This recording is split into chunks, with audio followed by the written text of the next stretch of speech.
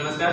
जगाच्या पाठीवर असे अनेक राष्ट्र आपल्याला पाहायला मिळतात. हे काही प्रगतीच्या दिशेने वाटचाल करणारे राष्ट्र आहे, काही विकसित राष्ट्र आहे, काही अविकसित राष्ट्र आहे, काही विकासाच्या दिशेने उलटे पाऊल टाकणारे राष्ट्र आपल्याला पाहायला मिळतात. त्याचप्रमाणे त्याच राष्ट्रांना घडवण्यासाठी तिथे कोणता ना कोणता युगपुरुष तिथे आला होता. जसा रशियाला घडवण्यासाठी कार्ल मार्क्स यावा लागतो, तर भारताला घडवण्यासाठी छत्रपती शिवाजी महाराज, बाबासाहेब आंबेडकर, महात्मा ज्योतिबा फुले यावं लागतात. मग अशा सर्व गोष्टीतून आपल्याला जसं प्राचीन युरोपाला घडवण्यासाठी सॅक्रेटस ड्रॅमोकॉस्की यांचा जन्म व्हावा लागतो. मग इतक्या सर्व गोष्टीतून आपल्याला सर्व जगातून एक महान नागरिक, एक महान राष्ट्र घडत असतो. मग ते एक महान नागरिक, एक महान राष्ट्र म्हणजे विकल्या जाण्याची भीती असते, तेव्हा माणूस मारले जाण्याची भीती असते. त्यावेळेस एक माणूस दुसरा माणूस त्याला संबोधित करतो म्हणजे आणि त्याची फौज निर्माण होते आणि त्याच महान नागरिकाची फौज महान राष्ट्र घडवण्यासाठी होते. नमस्कार, माझं नाव विश्वास दसुडे.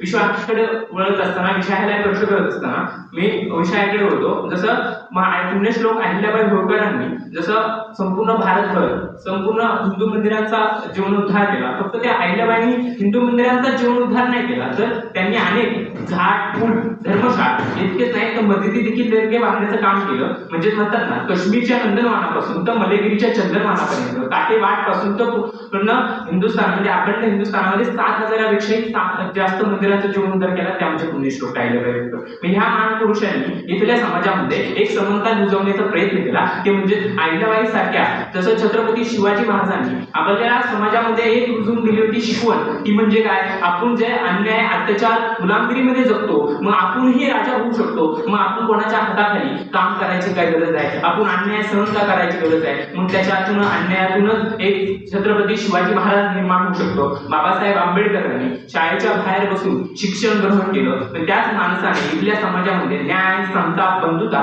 पेरण्याचं काम इथल्या समाजामध्ये करताना आपल्याला पाहायला मिळतं. महात्मा ज्योतिबा फुले यांनी समाजामध्ये एक नव्या प्रेरणाचं काम केलं. जिथे महिलेला शिक्षणापासून वंचित ठेवलं जात होतं, शिक्षणापासून आपल्याला डावळलं जात होतं, त्यावेळेस तिथल्या समाजामध्ये महात्मा फुलेंनी सावित्रीबाईंना घडवलं आणि सावित्रीबाईंनी अख्ख्या महिलेला शिक्षणाचं एक नवं युग आणून दिलं आणि त्याच माध्यमातून अशा महान पुरुषाची एक गाथा आपल्याला भेटते. म्हणूनच ह्या महान पुरुषांमुळेच आपला महान राष्ट्र घडतो, एक घडताना आपल्याला दिसून येते. अगदीच त्याचप्रमाणे महान नागरिक होण्यासाठी आपल्याला काय करावं लागेल, आपल्याला महान नागरिक होण्यासाठी काही करायची गरज नाही. आपल्याला फक्त आपल्याला सगळ्यात स्वच्छता पाळण्याची गरज आहे. आपण जेव्हा कचरा आपण रस्त्यावर टाकतो, ते कचरा आपण डस्टबिन मध्ये टाकलं गरजेचं आहे. मी एका रील्स मध्ये असं पाहायला गेलो सर, की त्या रील्स मध्ये असं म्हणलं की सगळ्यात जास्त जगातला घाण देश म्हणजे स्वच्छतेच्या बाबतीत कोणी येत असेल तर भारताचा मी असं पाहिलं मला वाटतं. म्हणजे आपल्या देशामध्ये इतकी अस्वच्छता असेल तर आपल्याला स्वच्छता पाळणं गरजेचं मला वाटतं. म्हणजे आपला देश जेव्हा स्वच्छतेकडे होईल तेव्हा आपल्या विकासाकडे होईल. म्हणजे आपली सर्व भारत आपला आहे, तर आपल्याला आपलं ठरवून आपलं गरजेचं आहे. मग आपलं प्रथम कर्तव्य, आपण प्रथम नागरिक हा भारतीय असला पाहिजे आणि भारतीय असल्यामुळे आपल्या समाजामध्ये समाज स्वच्छता पाळणे.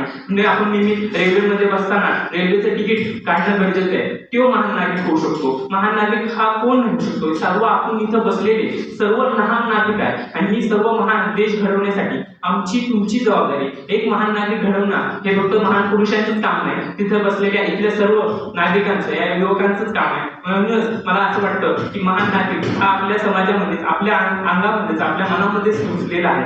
म्हणजे या छत्रपती शिवाजी महाराज असेल, महात्मा ज्योतिबा फुले असेल, आंबेडकर असेल आणि अनेक महान पुरुषांनी आपल्या समाजामध्ये घडवलं. डॉक्टर APJ अब्दुल कलाम यांनी आम्ही रस्त्यावर म्हणजे पेपर वाटून देशासाठी आपली मिसाईल म्हणून देशाला एक उन्नत केलं. म्हणजे ते राष्ट्रपती होऊ शकतात, पण त्यांनी स्वतःसाठी फक्त 4 फूट त्यांच्याकडे होते, पण त्यांनी आयुष्य सर्वात सामान्यसाठी दिलं. म्हणजे त्या स्वतःचा भ्रष्टाचार, आपल्याला आजचे मंत्री लोक आपला भ्रष्टाचार आपल्याला दिसून येतो. इथल्या समाजामध्ये जो भ्रष्टाचार आहे ते भ्रष्टाचार आपण निवडून दिलेलं प्रतिनिधित्व होतो. म्हणजे आपण 500 रुपयात विकलं जाऊ शकतो. म्हणजे आपलं नेतृत्व फक्त 500 रुपये मतावर विकलं जाऊ शकतं ना. त्यावेळेस मला वाटतं की आपण 500 वर मतावर विकण्यासाठी आपला विकास होईल की नाही, ह्यामध्ये संसदेत पोहोचवण्यासाठी आपल्याला एक चांगला संसदीय नागरिक निवडून देण्याची खरं गरजेचं आहे. विचारमंचाची रजा घेताना इतकंच म्हणावं शकतं की हा महान नागरिक, हा महान राष्ट्र हा फक्त आमचा तुमचा नाही, हा सर्वांचा आहे. म्हणून आपल्याला राष्ट्राची सेवा आपल्या एक मनापासून करण्याची गरज आहे. म्हणूनच मुघलक आशा व्यक्त होतो. मनपूर्वक धन्यवाद.